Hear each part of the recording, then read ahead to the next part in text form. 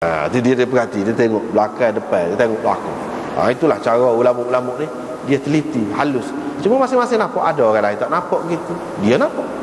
Kadang-kadang dia tak nampak, orang lain nampak gitu. Benda-benda lain pun serupa ya. Kita tak boleh kata mana dia pandang gitu tapi dia tak faham, dia tak nampak. Hanya ada gitu. Muka manusia, dia tak nampak. Nampak orang lain tu hendak wigi dia. Gitu jelah. Tapi tidak semestinya orang nampak ni dia nampak sama juga, tak juga.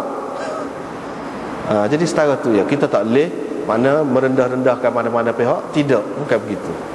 Tuhan tak beri dia, Tuhan nak beri pahala kau dia ni, dia nampak. Dia pun buatlah kerja cara dia. Hak tak nampak biar. Hak tak nampak dia tak kata pula apalah dia mau gini. Ada masing-masing. Masing-masing.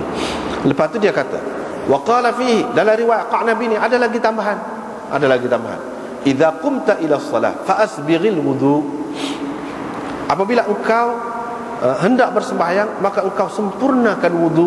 Jadi semua perintah-perintah ni, isbaghil wudu ni, ini semua untuk menyempurnakan sembahyang. Isbaghul wudu, hak asasnya iaitu berwudu. Isbaghil wudu ni lebih lagi daripada tu, untuk sempurna semua. Sebab tu kata Imam Abu Hanifah, dia kata hadis-hadis ni menunjukkan alah kesempurna ni. Kalau buat ni buat hak sempurna ni, kata dia. Bukan tak ada langsung, cuba tengok, kata dia. Fa asbighil wudu. Isbaghil wudu lah ke mana? Kalau ambil asmaya hak basuh muka 3 kali. Satu isbaghil wudu. Kalau basuh sekali tak sah. Sah. Tidak isbagh. Menunjukkan hak Nabi arahkan di sini, amar ni, perintah di sini untuk kesempurnaan. Amar lin nadb ataupun lil wujub paling tinggi. Bukan untuk menyabitkan, bukan li itsbatir rukniyah, tidak. Bukan untuk mengisbatkan kerukunan mana-mana tadi, tidak. Dia kata gitu. Fa asbighil wudu. Ada tambahan itu.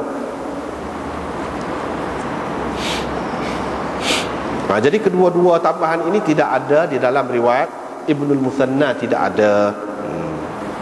Lepas tu an Ali ibn Yahya ibn Khallad an ammihi anna rajulan.